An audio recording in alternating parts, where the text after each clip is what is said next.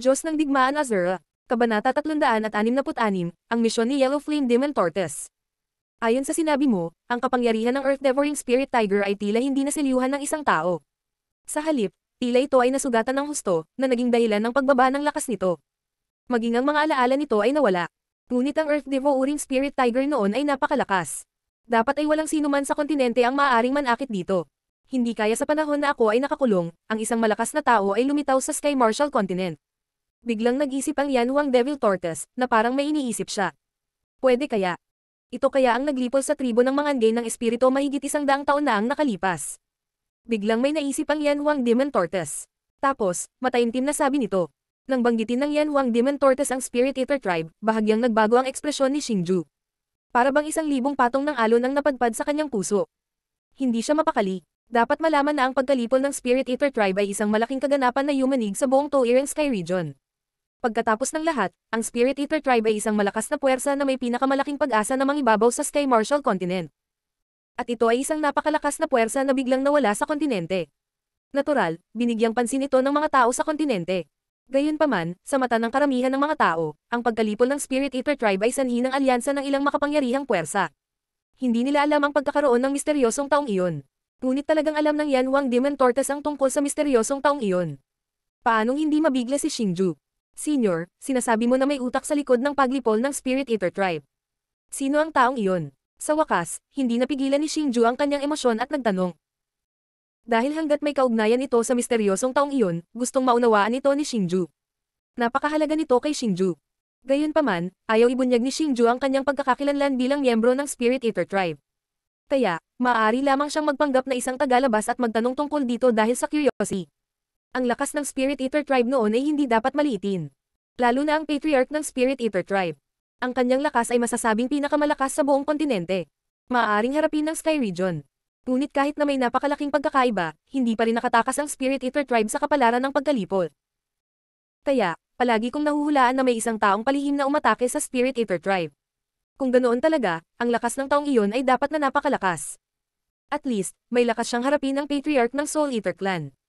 Kung ganoon nga, ang taong iyon ay ang pinakamalakas na eksperto ng Marshall Heaven Continent. Gayunpaman, iyon lang ang hula ko. Wala akong anumang patunay. Kung tutuusin, ginugol ko ang lahat ng oras ko sa paghahanap sa Heaven Refine ng Rogue Dragon. Wala na akong interes sa kontinente.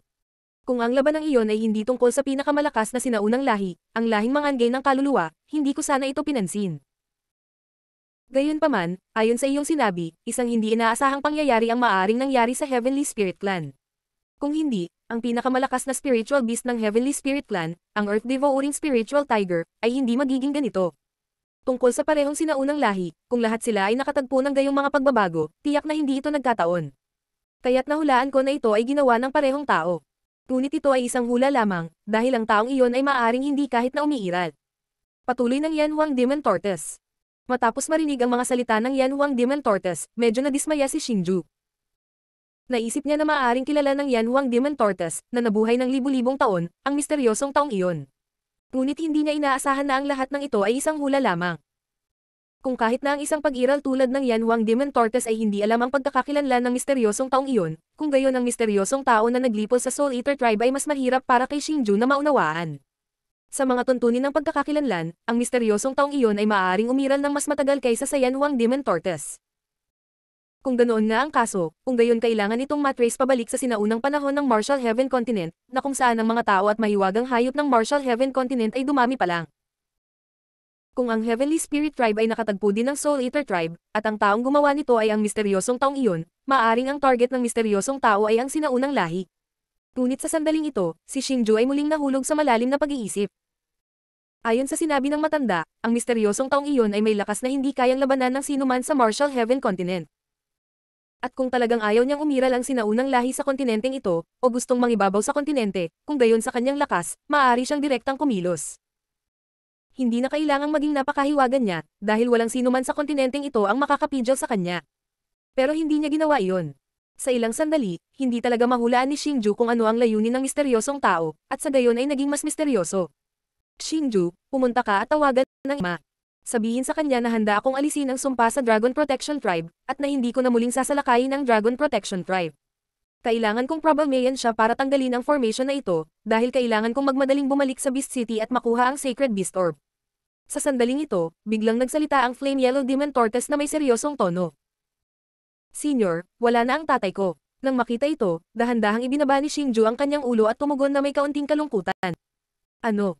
Sinasabi mo na ang iyong ama ay namatay na. Matapos marinig ang mga salita ni Xingju, ang Flame Yellow Demon Tortoise ay naging mas emosyonal. Kitang-kita sa kanyang mga sinabi ang gulat na naramdaman niya. Oo, bahagyang tumanggo si Xingju, ipinahayag ang kanyang pagsang-ayon.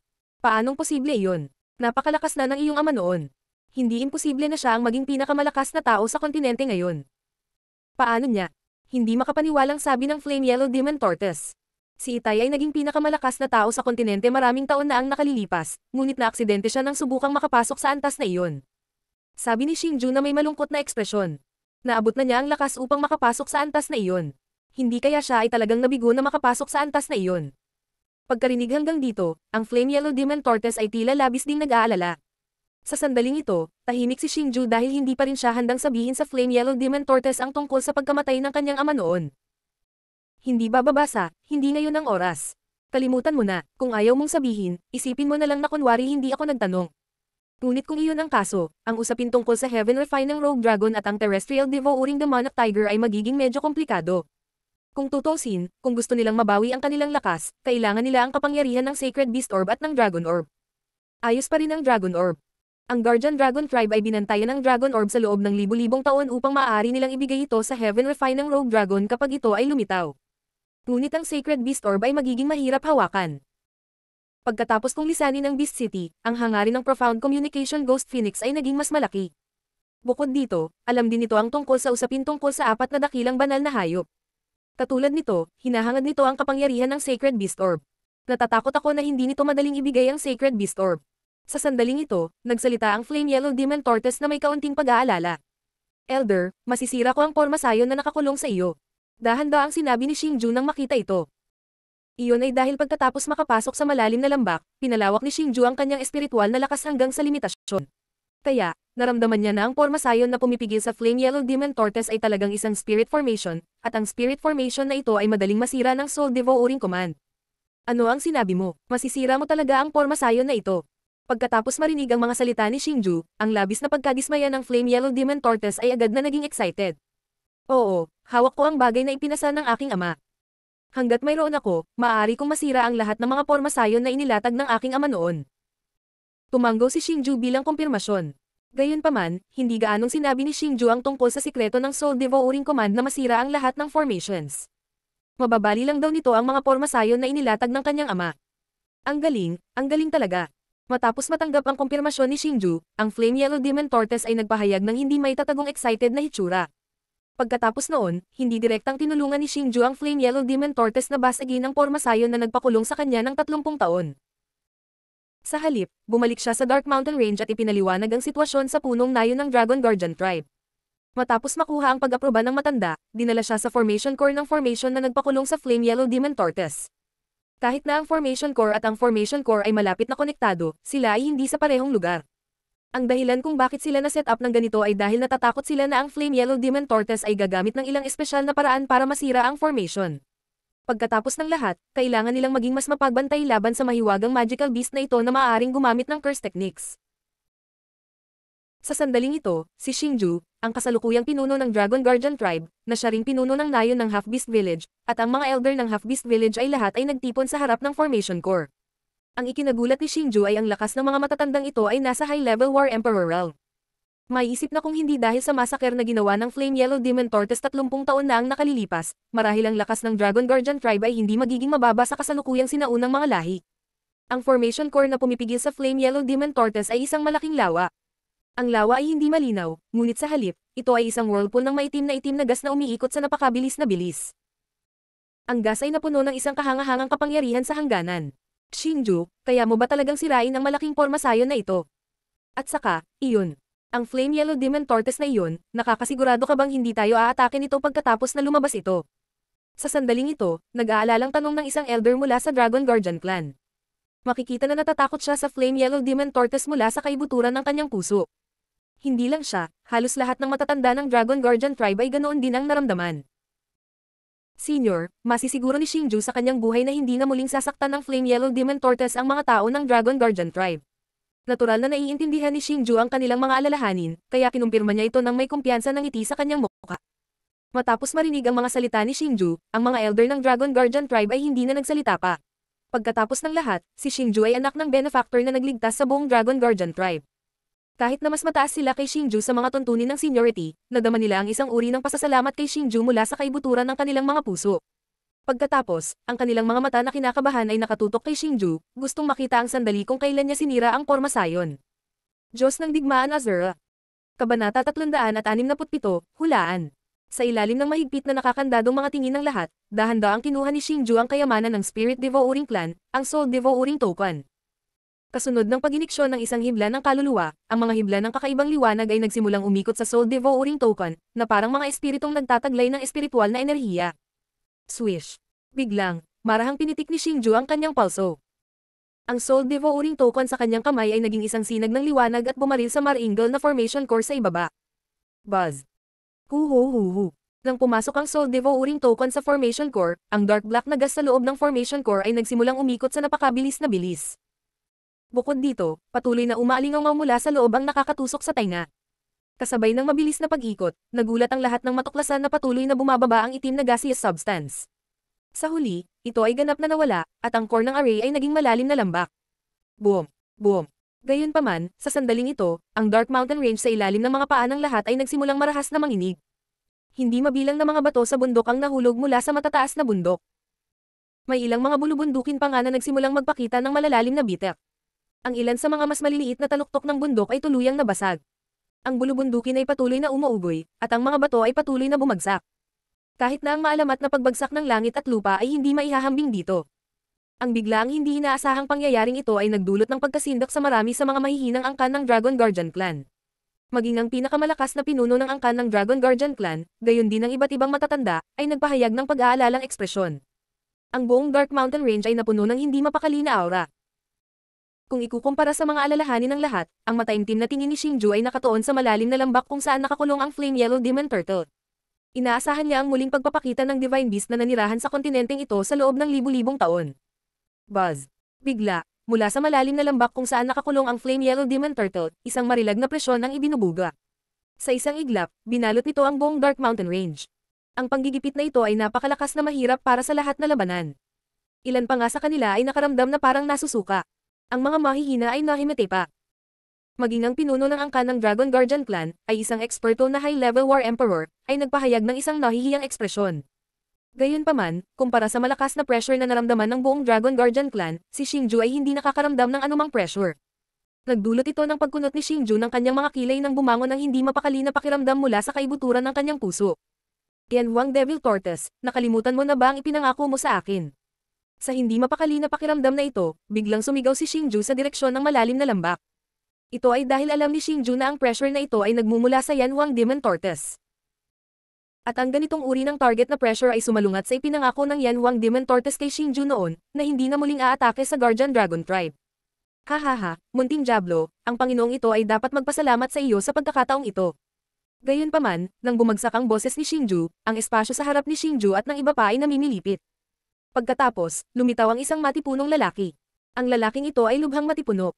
Nakasuot siya ng mabigat na kulay abong baluti. Ang kanyang mahabang puting buhok ay lumipad kahit walang hangin. Parang karayom ang makapal niyang balbas. Ito ang Flame Yellow Demon Turtle.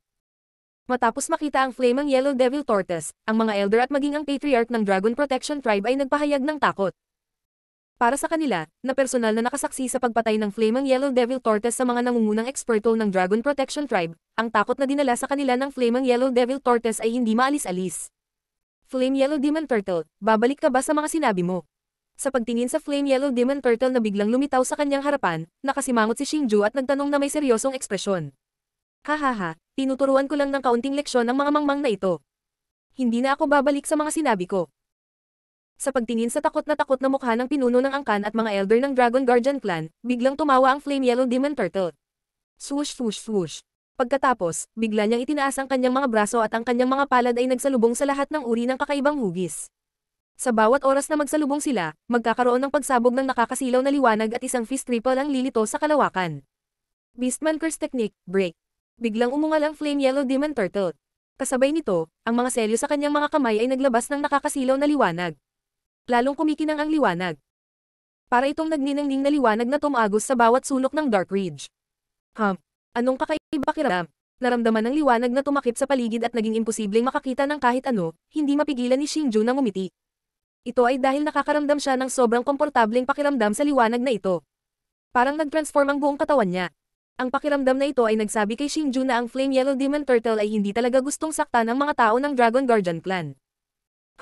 Gayunpaman, nang si Xingju ay namangha sa liwanag na ito, ang nakasisilaw na puting liwanag ay nagsimulang maglaho. Sa huli, bumalik ang lahat sa kamay ng Flame Yellow Demon Turtle. Ikaw, nagbago ka, nagbalik ka sa pagiging tao.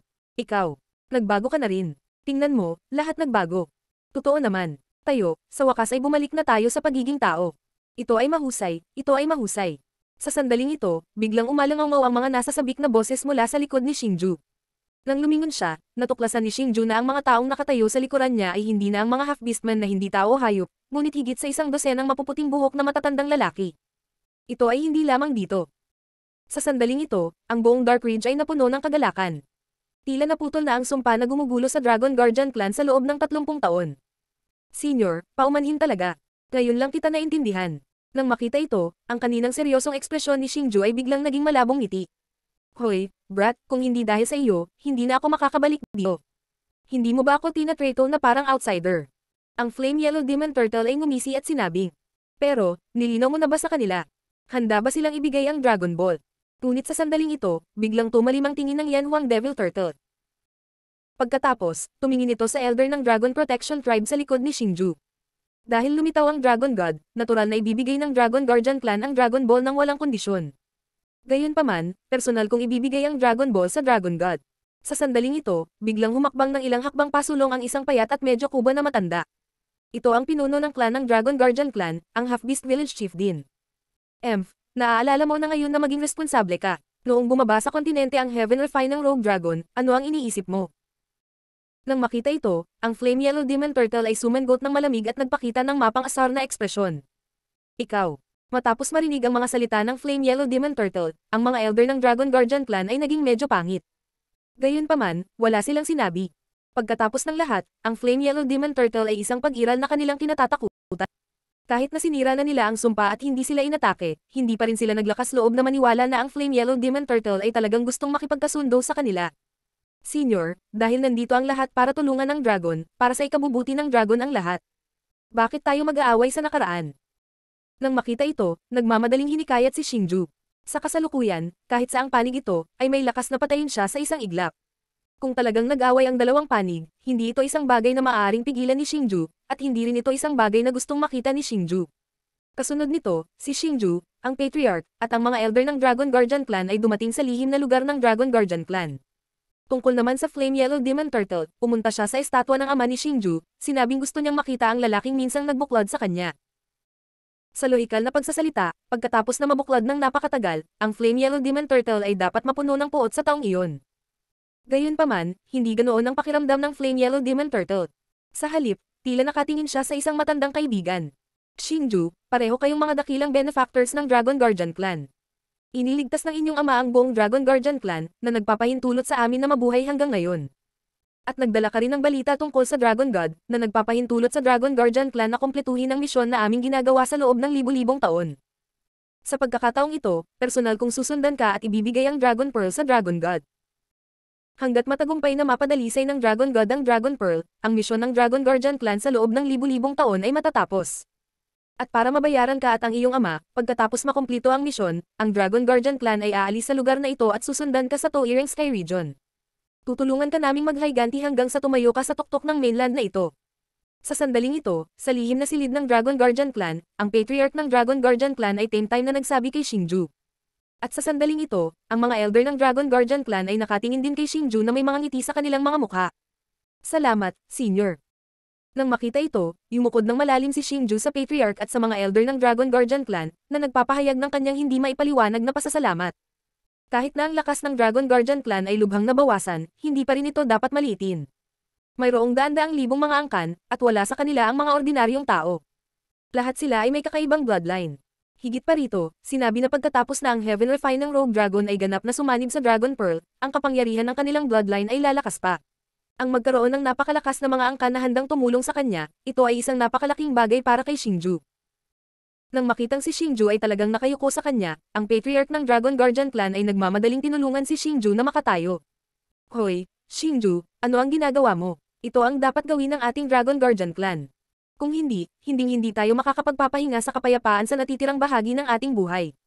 Unong barangay, nandito na ang Dragon Pearl. Sa sandaling ito, isang banayad at magandang tinig ng isang binibini ang tumunog mula sa pintuan ng mundo ng espiritu ng sekretong silid.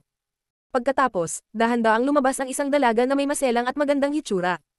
Higit pa rito, sa kanyang kamay ay isang globo na kumikinang na may gintong liwanag.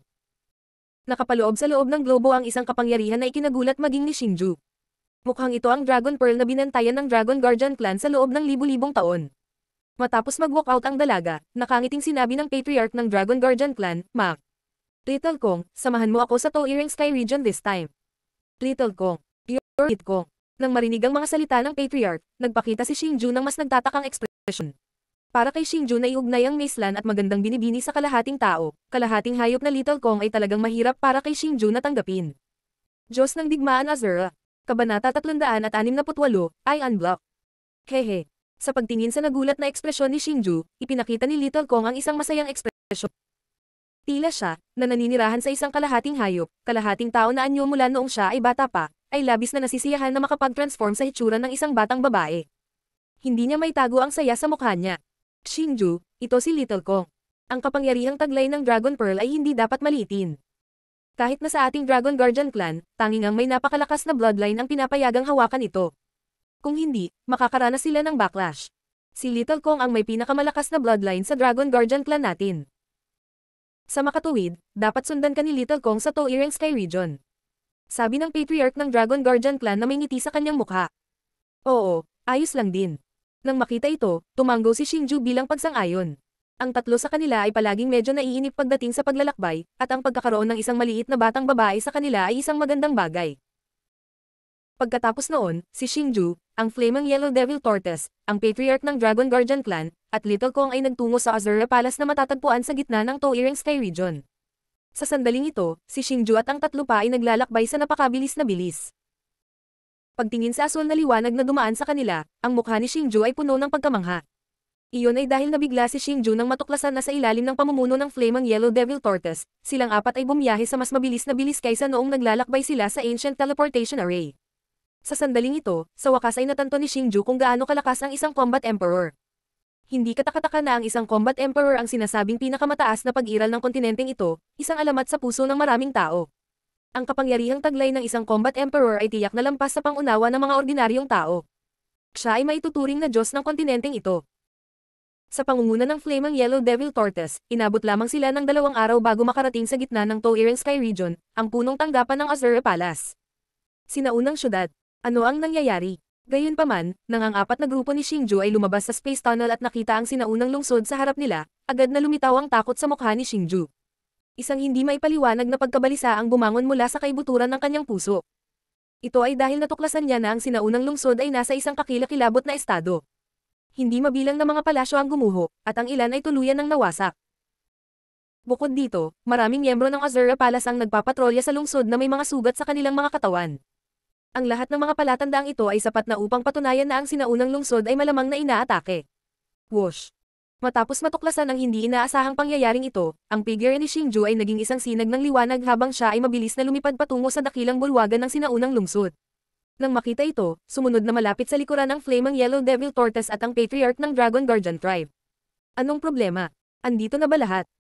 Gayunpaman, nang dumating si Xingju sa malaking bulwagan ng sinaunang lungsod, laking gulat niya nang matuklasan niya na si Old Kang, ang Ying Huang, at ang iba pa na dapat ay nasa inner circle ay narito lahat. Sa sandaling ito, naging malungkot ang mukha ni Xingju. Dahil ang lahat ay natipon dito, nangangahulugan ito na tiyak na may malaking nangyari sa sinaunang lungsod. Xingju, bumalik ka. Bumalik ka, buti naman at ayos ka na. Nang makita ng lahat si Xingju, tuwang-tuwa sila. Ang ilan sa kanila ay may luha pa sa kanilang mga mata.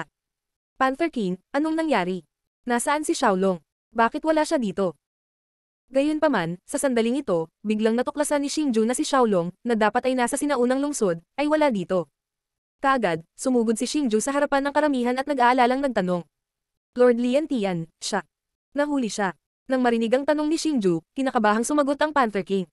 Ano? Sino ang kumuha kay Xiaolong? Anong nangyayari? Sabihin mo dali. Nanginginig ang katawan ni Xingju at nag-aalala siyang nagtanong. Hindi lang si Xingju, maging ang patriarch ng Dragon Guardian Tribe at ang flaming Yellow Devil Tortoise sa likod niya ay sumimangot. Xingju, hindi nagtagal pagkatapos mong umalis patungo sa Demon Refinement Tribe, ang sinaunang lungsod ng Azura Palace ay hinatake. Ang mga umaatake ay hindi kilalang pinanggalingan, at tila itinatago nila ang kanilang mga pagkakakilanlan. Lahat sila ay gumamit ng isang espesyal na paraan upang itago ang kanilang mga mukha. Gayunpaman, sila ay napakalakas. Sa ilalim ng kanilang galit na pag-atake, ang sinaunang lungsod ay nagdusa ng mabibigat na casualty. Gayunpaman, nang malapit nang masira ang sinaunang lungsod, biglang nabaliw si Lord Lian Tian. Naging higanting dragon. Ito ay isang napakalaking madilim na pulang dragon na 10,000 talampakan ang haba. Ang isang paggalaw ng katawan nito ay sapat na upang pukawin ang isang bagyo. Sa sandaling iyon, ang lakas ni Lord Lian Tian ay dumami, at nagawa niyang patayin ang lahat ng mga mananakop. Dahan-daang inilarawan ng Panther King ang sitwasyon. Nang banggitin niya na si Xiaolong ay naging isang tunay na dragon, ang kanyang mukha ay napuno ng pagkabigla. Matapos marinig ang mga salita ng Panther King, kumpara kay Xingju, ang Flaming Yellow Devil Tortoise at ang Patriarch ng Dragon Guardian Tribe ay mas nasa sabik. Masasabi nila sa paglalarawan ng Panther King na si Xiaolong ang Heaven Refining Rogue Dragon na hinahanap nila. Kung gayon, sino ang nakahuli kay Xiaolong? Malamang, hindi masyadong nagulat si Xingju sa pagbabago ni Liu Xiaolong. Sa halip, labis siyang nag-aalala kung sino ang nakahuli sa maliit na dragon. Ito ay dahil ang pinakamahalagang bagay kay Xingju ay hindi ang lakas ng maliit na dragon, ngunit ang kaganhawahan nito.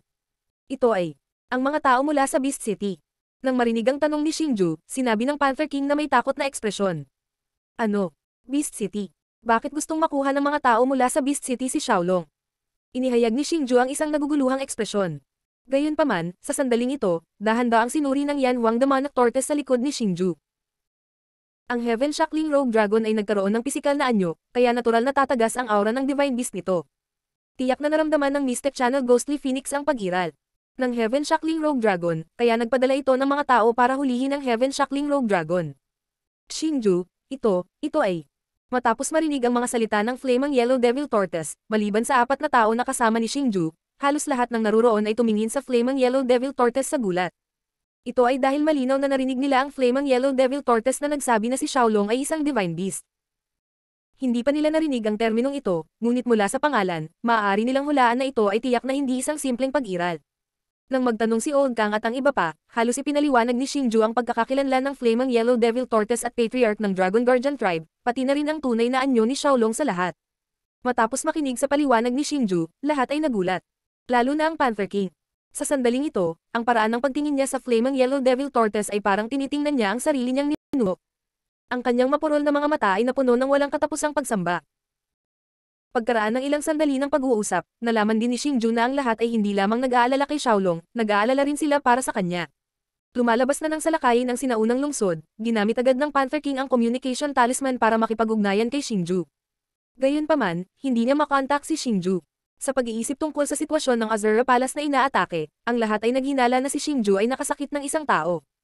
Sa makatuwid, ang lahat ay naghinala na si Xingju ay maaaring nakatagpo ng isang sakuna. Kung bakit hindi makontak ng communication talisman si Xingju, ang Patriarch ng Dragon Guardian Tribe ay nagbigay ng malinaw na sagot. Iyon ay dahil ang Black Flame Barrier na itinayo ng ama ni Xingju na si Dugo Chang'e, maaaring ay block ang lahat ng mga mensahe. Sa makatuwid, hindi natanggap ni Xingju ang communication talisman. Senior Yan Huang, kung talagang tulad ng sinabi mo, at ang Profound Insight Ghost Phoenix ay may masamang intensyon, tiyak na masasaktan nito si Xiaolong. Kung ganoon nga ang kaso, hindi ba ang kasalukuyang sitwasyon ni Xiaolong ay lubhang mapanganib? Matapos maunawaan ang bagay ng detalyado, ibinalik ni Xingju ang kanyang balisang tingin sa Flame Huang Demon Tortoise. Ang Flame Huang Demon Tortoise ay hindi lamang isang makapangyarihang eksperto na nakatayo sa tuktok ng kontinente, kundi isang divine beast na nabuhay ng libu-libong taon. Bukod dito, siya ang lumikha ng Beast City at ang master ng Profound Insight Ghost Phoenix. Sa makatuwid, ang Flame Huang Demon Tortoise ang may pinakamaraming karapatang magsalita sa sandaling ito. Ang Profound Insight Ghost Phoenix ay may ambisyon na mangibabaw sa kontinente. Natural, hindi nito papayagan ang pagkakaroon ng isang Divine Beast na may isang Divine Beast bloodline tulad ng Sky Refining Rogue Dragon. Gayunpaman, gusto ng Profound Insight Ghost Phoenix na makuha ang kapangyarihan ng Sacred Beast Orb. Ito ay hindi isang bagay na maaaring gawin sa loob ng 1 o 2 taon. Bukod dito, ang Sacred Beast Orb ay malapit na nauugnay sa Skyrefy ng Rogue Dragon. Sa makatuwid, pakiramdam ko ay hindi papatayin ng Profound Insight Ghost Phoenix ang Skyrefy ng Rogue Dragon. Sa halip, gusto nitong mabuksan ng sikreto sa pagitan nito at ng Sacred Beast Orb. Sa kabutihang palad, hindi nito alam na ang Sacred Beast Orb ay kailangang pagsamahin sa Dragon Orb upang maging pino. Kaya naman, halos imposible na mabuksan nito ang sikreto sa pagitan ng dalawa. Ito ay magbibigay sa atin ng magandang pagkakataon na iligtas ang Skyrefy ng Rogue Dragon. Dahan-daang sabi ng Flamewang Demon Tortoise. Kung gayon, Senior Yan Huang, ano ang susunod nating gagawin?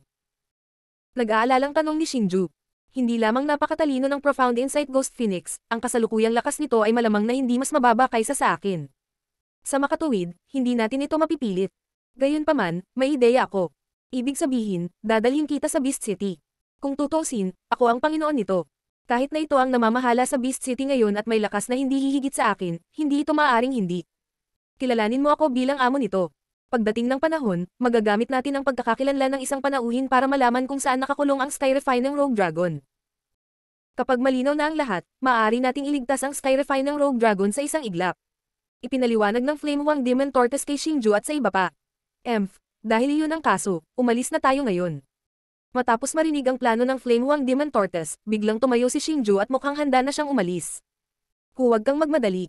Bago yan, kailangan pa nating maghanda. Sa nangsyon, wala nang masyadong tao. 3 tao na lang. Gayunpaman, nang tumayo si Xingju, iwinagayway ng Flamewang Demon Tortoise ang kanyang kamay, na sinenyasan si Xingju na huwag magmadali.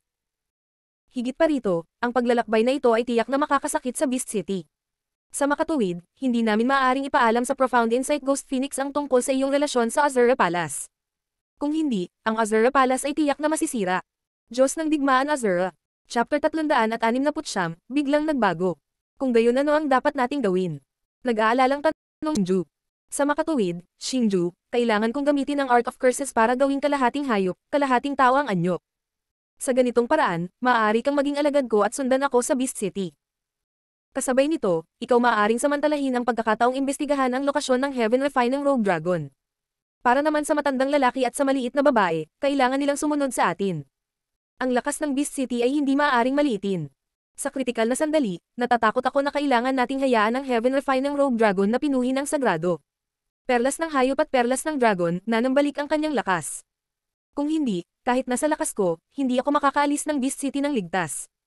Ang Demonic Yellow Flame Tortoise ay tumingin kay Xingju, ang clan leader ng Dragon Protection Tribe, at Xiao Kong habang same time niyang sinabi, gayunpaman, silang dalawa ay hindi makakapasok mula sa ibabaw tulad ng ginawa mo. Kailangan nilang itago ang kanilang mga sarili. Ito naman, ayos lang basta magtago sila sa storage bracelet ko. Gawin natin ang sinabi ni Senior Yan Huang. Matapos marinig ang maselang plano ng Yan Huang Devil Tortoise, walang anumang pagtutol si Xingju. Sa halip, tumanggo siya bilang pagsang-ayon. Para naman sa pinuno ng Dragon Guardian Tribe, sumang-ayon din siya sa plano ng Yan Huang Devil Tortoise. Pagkatapos noon, ginamit ng Yan Huang Devil Tortoise ang Curse Art para gawing half-beast, half-human appearance si Xingju. Pinalitan din niya ang kanyang pangalan ng Hairy Beast, na nagsasabing siya ay disipulo ng Yan Huang Devil Tortoise. Para naman kay Little Kong at ang Patriarch ng Guardian Dragon Clan, pinasok nila ang storage bracelet ni Xingju. Matapos may handa ang lahat, si Xingju, ang Flame Yellow Devil Tortoise, ang Patriarch ng Guardian Dragon Clan, at Little Kong ay pumunta sa isa sa 4 na Overlord Force ng To-Iring Sky Domain, ang Beast City. Ang Beast City ay isa sa 4 na Panginoon ng To-Iring Heaven Region, at ito ang lugar kung saan gustong pumasok ng lahat ng mahiwagang hayop. Mayroon itong daan-daang libong mahiwagang hayop, at lahat sila ay bihirang mga species. Kahit na ang pinakamahina sa kanila ay isang mataas na antas ng Combat King, at ito ang pinakamababang kinakailangan para makapasok sa Beast City. Mula dito, masasabi kung gaano kalakas ang Beast City. Ang Beast City ay matatagpuan sa kanluran ng gitna ng To-Iring Sky Region. Gaya ng ipinahihiwatig ng pangalan nito, isa nga itong napakalaking lungsod. Gayunpaman, ang laki ng lungsod ay hindi basta-basta mailalarawan bilang isang lungsod. Sa halip, ito ay mas katulad ng isang napakalaking imperyo. Ang estilo ng arkitektura ay bahagyang naiiba sa estilo ng mga tao. Bagamat pareho itong kahanga-hanga, hindi ito masasabing maganda. Sa halip, napuno ito ng ligaw at pangangibabaw. Walang hadlang sa labas ng Beast City. Sa halip, mahigpit itong binabantayan ng mga demonyong hayop. Ang mga demonyong hayop na ito ay nasa antas ng War Emperor, at lahat sila ay nakasuot ng parehong baluti. Ang mga iyon ay talagang prized artifacts. Mga premyadong artifact na may parehong laki at hugis. Tumilitaw na sila ay ginawa ng mga Demon Refiner. Gayunpaman, hindi mura ang custom-made prized artifact mula sa Demon Refiner. Mula dito, makikita kung gaano kagulat ang kapangyarihan sa pananalapi ng Beast City. Siyempre, ang karamihan sa mga magical beast ay nanirahan sa kailaliman ng sinaunang bundok. Mas malapit sila sa mga bihirang kayamanan sa mundo. Maraming magical beasts, upang makakuha ng mas magandang development sa Beast City, ay hindi nag-atubili na ibigay ang kanilang mga kayamanan sa Beast City. Higit pa rito, ang Beast City ay ang tanging paksayon sa Sky Martial Continent na mayroong magical beasts, kaya maliwanag na mayaman sila. Gayunpaman, dahil walang hadlang sa labas ng Beast City, hindi nagpakita si Xingju at ang kanyang grupo sa harap ng mga bantay ng Beast City. Sa halip, dumiretso sila sa punong tanggapan ng Beast City. Matapos makapasok sa inner area ng Beast City, sa wakas ay naunawaan ni Xingju kung bakit wala siyang nakitang matataas na antas na Combat King level magical beast sa mga guard. Ito ay dahil ang mga magical beast na ito ay gumagawa ng pinakamababang trabaho sa Beast City, na katulad ng sa mga tao, mahirap na paggawa. Gayunpaman, sa kabila nito, ang mga magical beast na iyon ay tila hindi nagrereklamo. Sa halip, mukhang nasisiyahan sila. Ang kakaibang pangyayaring ito ay nagpagulo kay Xingju. Sa mata ng mga magical beast na ito ay isang banal na lupain. Hanggat maaari silang mabuhay dito, ito ay isang bagay na dapat ipagdiwang. Higit pa rito, dito, kahit ang mahirap na paggawa ay maaaring matuto ng kaalaman na hindi pa nila narinig. Maaari pa silang matuto ng martial skills na angkop para sa magical beasts, na nagpapahintulot sa kanila na ilabas ang kanilang buong lakas. Nang makita ang pagtataka sa mukha ni Xingju, nakangiting paliwanag ng flaming yellow devil tortoise. Buzz. Sino ang nang-ahas na lusutan ng Beast City ko? Gayunpaman, sa sandaling ito, ang hindi mabilang na malalakas na aura ay biglang lumundag mula sa lahat ng direksyon. Habang umaakyat ang mga aura na ito sa kalangitan, lumikha sila ng mga nakikitang spatial ripples. Mula dito, makikita kung gaano kalakas ang mga aura na ito. Pagkatapos noon, libu-libong humanoid magical beast ang dumating sa harap ni Xingju at ng kanyang kasama. Pinalibutan nila sila ng mahigpit, at lahat ng mga magical beast na ito ay high-level war emperors. Gayunpaman, si Xingju at ang kanyang kasama ay hindi nagulat nang mapalibutan sila ng mga magical beast na ito. Natuklasan na nila na may detection barrier na nakalagay sa headquarters ng Beast City. Kaya naman, nang pumasok sila sa punong tanggapan ng Beast City, alam na nila na mangyayari ang ganoong eksena. Gayunpaman, ang bilis ng kanilang pagdating ay lampas sa inaasahan ni Xingju. Mula dito, makikita na ang hukbo ng Beast City ay mahusay na sinanay. Isang grupo ng mga immature brats. Go, go, go. Kumuha ka ng may status na kausapin ako. Sa pagtingin sa mabangis na magical beasts na nakapaligid sa kanila mula sa lahat ng direksyon, ang flaming yellow devil tortoise ay iwinagayway ang kanyang kamay at sinabing nandidiri. Mapangahas na tao, maglakas loob kang magsalita ng ganoong kangas na mga salita pagkatapos na lampasan ang Beast City ko. Nililigawan mo si kamatayan. Matapos marinig ang mga salita ng flaming yellow devil tortoise, umungal sa galit ang magical beasts of the Beast City. Sa sandaling ito, sa mga mata ng magical beasts, si Xingju ay may hitsura ng kalahating tao na kalahating hayop, habang ang flaming yellow devil tortoise ay isang tunay na tao. Sa mga mata ng magical beasts, mayroon na silang galit sa mga tao. Sa makatuwid, ang mga salita ng flaming yellow devil tortoise ay natural na nagagalit sa kanila. Ibaba mo siya. Buzz. Roar. Biglang, sa ilalim ng utos ng magical beasts, hindi mabilang na mga dagandong na nakakatusok sa tenga ay nagmula sa mga bibig ng libu-libong magical beast. Bukod dito, ang mga dagandong ay may halong marahas na enerhiya. Sa napakaraming marahas na dagandong na magkakaugnay, sila ay naging hindi mabilang na mga sound wave na makikita ng mata, dumidiin patungo kay Xingju at sa flaming yellow devil tortoise. Sa pagtingin sa kakaibang paraan ng pag-atake, maging si Xingju ay nagpakita ng nagulat na ekspresyon. Kahit na si Xingju ay hindi matatalo sa mga advanced combat emperors, naniniwala si Xingju na kahit siya ay hindi makaka-atras ng ligtas mula sa soundwave attack na inilunsad ng libu-libong magical beast. Kahit na hindi siya mamatay, siya ay malubhang nasugatan. Mawala. Ngunit sa sandaling ito, biglang umungal ang flaming yellow devil tortoise sa likod ni Xingju. Kasabay nito, isang marilag na presyon ang ibinubuga mula sa bibig nito, na dumidiin patungo sa paligid sa isang anyo na makikita ng mata. Roar. Roar. Ang pressure ng flaming yellow devil tortoise ay parang isang hindi magagapi na hukbo, na dinudurog ang lahat ng papasok na soundwave attack. Sa isang iglap, sumanib ito sa hukbo ng magical beasts. Sa sandaling ito, libu-libong magical beast ang nagsimulang humagulgol ng tuloy-tuloy, bawat isa sa kanila ay nagpakita ng masakit na ekspresyon. Phew. Sa sandaling ito, hindi napigilan ni Xingju na magpakawalan ng mahabang buntong hininga. Sa isang pag-iisip lamang, maaari nitong pilitin ang libu-libong advanced combat emperor magical beast sa ganoong estado. Muling ipinakita ang mabigat na lakas ng flaming yellow devil tortoise. Bukod dito, alam ni Xingju na kung gugustuhin ng flaming yellow devil tortoise, natatakot na ang mga magical beast na ito sa kanyang harapan ay maging mga bangkay na malamig sa yelo, o tuluyang nawala sa kontinenteng ito. Golden Hawkstorm. Ngunit sa sandaling ito, isang matinding dagandong ang biglang tumunog mula sa loob ng grupo ng mga magical beast. Pagkatapos, ang hindi mabilang na mga gintong sinag ay nagsimulang lumabas mula sa grupo ng mga magical beast, at nagsimulang mag-shuttle sa grupo ng magical beast sa napakabilis na bilis. Ang higit na ikinagulat ni Xingju ay ang mga ginintoang sinag na puno ng marahas na enerhiya ay talagang lumusot sa grupo ng mga magical beast sa napakabilis na bilis. Sa hindi inaasahang pagkakataon, hindi nila sinaktan ang alinman sa mga magical beast, sa halip, nilagpasan lang nila ang ibabaw ng kanilang mga katawan. Sa huli, ang mga ginintoang sinag ay lumabas mula sa grupo ng mga magical beast, nagsanib, at umikot sa napakabilis na bilis sa anyo ng isang bagyo. Bukod dito, nagdala ito ng nakakatakot na dami ng enerhiya habang lumiliit ito patungo kay Xingju. Talagang umasa siya sa isang misteryosong martial technique para alisin ang pressure ng senior flaming yellow devil tortoise. Sa sandaling ito, ang naramdaman ni Xingju ay hindi lamang ang nakakatakot na unos na humahampas sa kanya, kundi pati na rin ang pressure na ibinubugan ng flaming yellow devil tortoise sa loob ng hurricane. Malinaw, gumamit siya ng martial technique para alisin ang pressure na ibinubugan ng flaming yellow devil tortoise. Ang gayong misteryosong pamamaraan ay nagparamdam kay Xingju ng paghanga. Laro ng bata. Gayunpaman, ito ay isa ng napakamisteryoso at makapangyarihang pamamaraan sa mga mata ni Xingju, ngunit sa mga mata ng flaming yellow devil tortoise, ito ay isang larong pambata lamang. Weng. Pagkatapos noon, bahagyang iwinagayway ng flaming yellow devil tortoise ang kanyang manggas, at ang espasyo sa kanilang dalawa ay nagsimulang gumuho at mapunit. Lumitaw ang hindi mabilang na madilim na spatial crack. Bukod dito, ang espasyo ay talagang nagsimulang mag-distort sa napakabilis na bilis, at sa huli, ito ay aktwal na umikot sa napakabilis na bilis. Sa huli, sinipsip pa nito ang paparating na bagyo.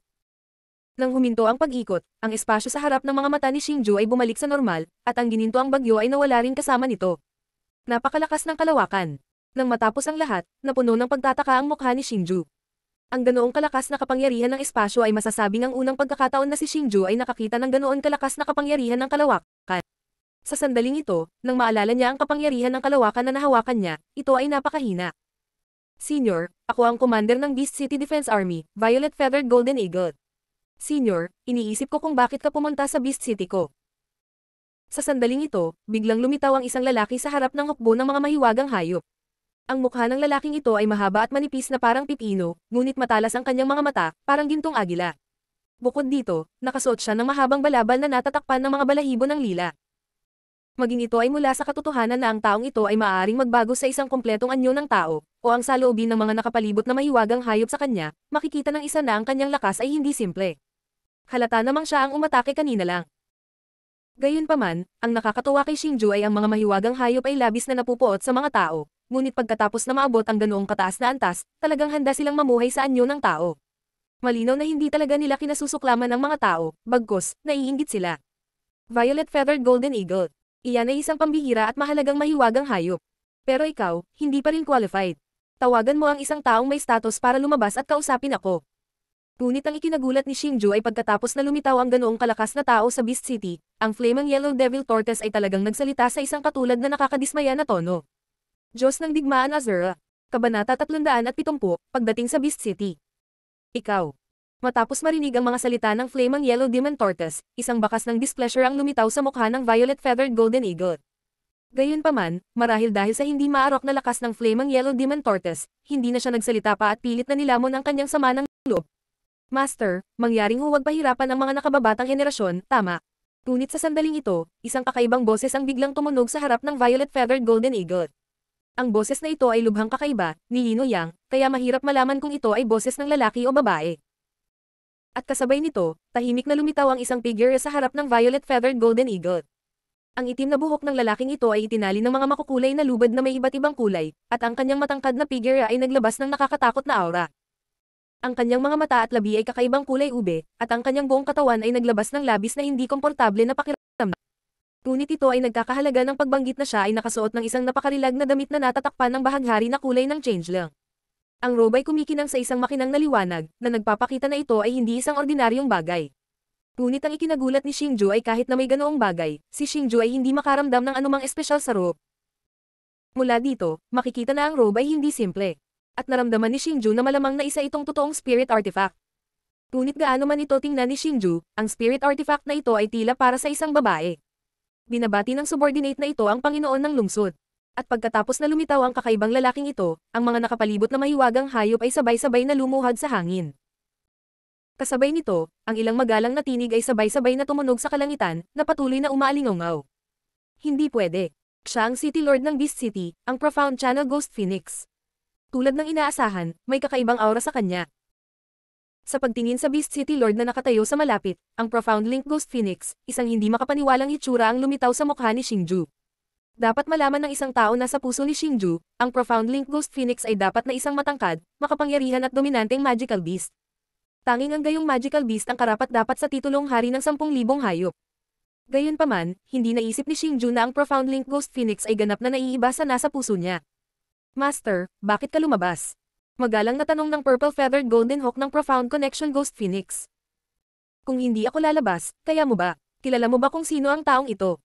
Ang Mystic Channeling Ghost Phoenix ay dahan-daang lumingon at sinulyapan ang purple-feathered golden eagle. Ang purple-feathered golden eagle ay hindi sinasadyang ibinaba ang kanyang ulo at hindi nang ahas na itaas ito matapos ang boses ng Mysterious Connection Ghost Phoenix ay ibinato. Mula dito, makikita na labis siyang natatakot sa Mysterious Connection Ghost Phoenix. Hayaan mo akong sabihin sa iyo, kung sino ba talaga ang taong ito. Ito ang City Lord ng Beast City, ang master ng hari ng 10,000 hayop. Biglang nag-anunsyo ang Mysterious Connection Ghost Phoenix gamit ang boses na hindi yin o yang. Matapos marinig ang kanyang mga salita, isang malaking kaguluhan ang nagsimula sa mga mahiwagang hayop. Lahat ng uri ng ekspresyon ay lumitaw sa mga mukha ng mga mahiwagang hayop. Kahit na labis silang nabigla sa kanilang mga puso, hindi sila nang ahas na magbitaw ng kahit isang salita. Nakatingin lang sila sa Yan Wang the Monarch Tortoise na may nagtatakang tingin. Ang bastos mo sa master ko kanina. Bilisan mo at humingi ng tawad. Sa sandaling ito, ang Mysterious Connection Ghost Phoenix ay sumaway sa boses nito na hindi yin o yang. May mga mata tayo pero bigong makakita. Sana hindi tayo sisihin ng Master City Lord. Nang makita ito, ang magical beasts ay hindi nang ahas na mag-alinlangan. Dali-dali silang lumuhod at sabay-sabay na nagsalita. Sa sandaling ito, ang Yan Wang Demon Tortoise, na matagal nang nanahimik, ay biglang nagwagayway ng kamay at nakangiting sinabi, sabi ko, Xiaofang, kalimutan mo na. Ito ay isang grupo ng mga brats. Master, 1,000 taon ka nang nawala. Wala man lang balita sa iyo. Nag-aalala talaga ako. Nang makita ito, ang Mysterious Connection Ghost Phoenix ay nagmamadaling lumapit sa Yan Wang Demon Tortoise at sinabing, bilisan mo, magmadali at magpahinga sa lungsod. Kasunod ng Mysterious Connection Ghost Phoenix, si Xingju at ang Yan Wang Demon Tortoise ay dumating sa isang marangyang palasyo sa ilalim ng gabay ng Mysterious Connection Ghost Phoenix. Sumunod din sa kanilang tatlo ang purple-feathered golden eagle. Matapos makapasok sa palasyo, sinabi ng Mysterious Connection Ghost Phoenix sa purple-feathered golden eagle, Ilir, bilisan mo at magbigay ng respeto sa ninuno.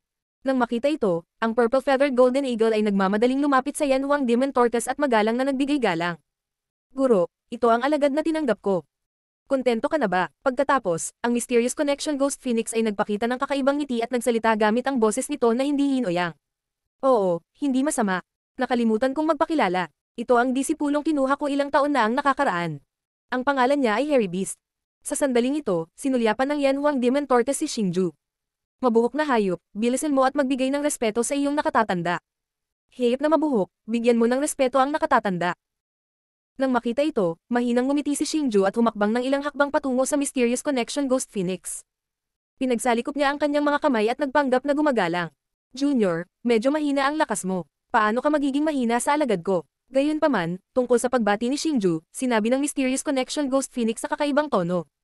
Makikita na hindi siya masyadong masaya sa pagkakakilanlan ni Xingju. Pagkatapos ng lahat, siya ang City Lord ng Beast City, isang peak figure sa Toirang Sky Domain. Sa kabilang banda, si Xingju ay isa lamang high-level War Emperor. Sa Beast City, mayroong maraming maliliit na ter. Gayunpaman, si Xingju ay talagang kapareho niya ng henerasyon. Ito ay natural na ginawang mababa ang mapagmataas na Mysterious Connection Ghost Phoenix kay Xingju. Senior, ilang taon pa lang ako nagsimulang magtanim. Marami pa akong dapat matutunan. Lagi kong sinasabi sa akin ni Master na ang iyong talento ay kahanga-hanga at ang iyong pag-unawa ay namumukod Tenji. Sinabi niya sa akin na matuto pa mula sa iyo. Dahil nakakaharap ko si Senior ngayon, sana mabigyan ako ng pointers ni Senior. Bagamat ang Mysterious Connection Ghost Phoenix ay tumingin sa kanya ng may panghahamak, walang pakialam si Xingju. Napangiti siya at nagpatuloy sa pagsisikap na magkaroon ng magandang relasyon. Junior, halos 1,000 taon ko nang hindi nakikita si Master. Ngayong nagkita na tayong muli, hayaan mo man lang akong magkaroon ng magandang chat kay Master. Tungkol naman sa cultivation. Kung ayaw mo, hayaan mong turuan ka ng aking alagad, ang purple-feathered golden eagle. Bagamat mas mababa ang kanyang seniority kaysa sa iyo, halos 100 taon na rin siyang legal inang. Ang kanyang edad ay mas mataas kaysa sa iyo. Sinulyapan ng Mysterious Connection Ghost Phoenix ang purple-feathered golden eagle at sinadya niyang sinabi. Nang sabihin ito ng Mysterious Connection Ghost Phoenix, ang Yanhuang Devil Tortoise at ang Purple Feathered Golden Eagle ay nagpakita ng isang nagulat na ekspresyon. Ang Yanhuang Devil Tortoise ay lalong hindi nasisiyahan. Siyempre wala akong pakialam. Ang landas ng paglilinang ay hindi tungkol sa seniority. Mahihirapan kita kung ganoon. Ngunit nang malapit nang lumipad sa galit ang Yanhuang Devil Tortoise, tumawa si Xingju at sinabi sa Purple Feathered Golden Eagle. Ang pag-uugali ni Xingju ay naging dahilan ng pagkagulat at pagkalito ng lahat. Pagkaraan ng ilang sandali, ang Mysterious Connection Ghost Phoenix at ang Purple Feathered Golden Eagle ay nagmamadaling umalis sa ilalim ng dahilan ng paghahanda ng isang handaan. Si Xingju at ang Yanhuang Devil Tortoise lang ang naiwan sa palasyo. Xingju, paano mo hahayaan na turuan ka ng Purple Feathered Golden Eagle? Iyan ay masyadong walang dangal. Nang umalis ang Mysterious Connection Ghost Phoenix at ang Purple Feathered Golden Eagle, ang ekspresyon ng Yanhuang Devil Tortoise ay medyo hindi nasisiyahan habang nagsasalita siya. Na may malaking kalituhan. Senior Yanhuang, dahil gusto ng Mysterious Connection Ghost Phoenix na pinuhin ang Sacred Beast Orb, dapat ay nasa sabik siyang malutas ang sikreto ni Xiaolong at ng Sacred Beast Orb. Bukod dito, hindi niya ipaalam sa napakaraming tao ang tungkol sa lihim na ito. Gayunpaman, iba ang Purple Feathered Golden Eagle. Ito ay malinaw na isang pinagkakatiwalaang aid ng Mysterious Connection Ghost Phoenix. Sa makatuwid, naniniwala ako na maliban sa Mysterious Connection Ghost Phoenix, ang Purple Feathered Golden Eagle ay dapat ding malaman kung nasaan si Xiaolong nakakulong. Hanggat patuloy mong guguluhin ang Mysterious Connection Ghost Phoenix sa hinaharap, at patuloy kong kinukulit ang Purple Feathered Golden Eagle, darating ang panahon na magpapakita silang dalawa ng kapintasan. Sa oras na iyon, natural na tayo ay magiging mahanap ang lokasyon ni Xiaolong. Bahagyang ngumiti si Xingju at sinabi ng totoo ang kanyang iniisip. Iyan ay isang magandang ideya. Hindi ko inaasahan na ang isang brat na katulad mo ay magiging macelan. Matapos marinig ang mga salita ni Xingju, ang Yanhuang Devil Tortoise ay nagpahayag din ng isang mapagpasalamat na ngiti. Sa mga sumunod na araw, gumamit ng iba't ibang dahilan ang Yanhuang Devil Tortoise at Xingju para sundin ang Mysterious Connection Ghost Phoenix at ang Purple Feathered Golden Eagle araw at gabi. Pagkatapos ng ilang araw ng pagkakasalungat na ito, ang mahiwagang koneksyon na Ghost Phoenix at ang Purple Feathered Golden Eagle sa wakas ay nagpakita ng mga palatandaan ng pagkainip. Pagkatapos ng isang araw ng salusalo, palihim na sinulyapan ng Mysterious Connection Ghost Phoenix ang Purple Feathered Golden Eagle. Dinagtagal, ang Purple Feathered Golden Eagle ay nagbigay ng dahilan na mayroon itong mga kagyat na bagay na dapat asikasuhin at iwanang mag-isa. Sa pagkakataong ito, hindi sumunod si Xingju. Sa wakas na itapon ko na ang nakakagambalang bug na ito. Pagkatapos maglakad palabas ng bulwagan, ang Purple Feathered Golden Eagle ay huminga ng mahabang buntong hininga na parang nakalaya na. Mula dito, makikita kung gaano kahirap si Xingju. Bukod dito, ang mga araw na ginugol nito kasama si Xingju, ang Purple Feathered Golden Eagle ay lubhang nagdusa. Pagkaraan ng ilang sandali, ang figure ng Purple Feathered Golden Eagle ay naging isang sinag ng lilang liwanag at mabilis na lumipad patungo sa kailaliman ng Beast City. Sa wakas pupunta na tayo. Ngunit hindi nagtagal pagkatapos umalis ang Purple Feathered Golden Eagle, biglang lumabas ang figure ni Xingju mula sa isang peking bundok. Hindi nagtagal, sumanib siya sa dimensional space at itinulak ang kanyang bilis sa limitasyon habang sinusubukan niyang sundan ang Purple Feathered Golden Eagle. Ngunit sa sandaling ito, malinaw na kumakain pa rin si Xingju kasama ang Yanhuang Devil Tortoise at ang Mysterious Connection Ghost Phoenix sa bulwagan ng handaan. At ang dahilan kung bakit nagkaroon ng dalawang Xingju ay dahil ang kasalukuyang Xingju ay nakabisado na ang Soul Martial skill na naitala sa Secret Soul Manual, Soul Doppelganger. Ang Doppelganger na nilikha ng Soul Doppelganger, anuman ang itsura, aura, o kahit na lakas, ay hindi naiiba sa orihinal na katawan. Kahit na ang isang dalubhasa tulad ng Yanhuang Devil Tortoise ay hindi matukoy ang pagkakaiba ng dalawa. Sa kasalukuyan, ang kumakain sa bulwagan ay ang Doppelganger na nilikha ni Xingju. Kung tungkol sa orihinal na katawan, palihim na itong nakasunod sa likod ng Purple Feathered Golden Eagle. Ang Purple Feathered Golden Eagle ay napakabilis. Sa isang kisap mata, nakarating ito sa isang masukal na sinaunang kagubatan sa Beast City. Ang mas ikinakurious ni Xingju ay walang ni isang bantay ng Beast City sa kagubatan na ito. Tila bawal na lugar ito ng Beast City at malamang na nakulong dito ang maliit na dragon.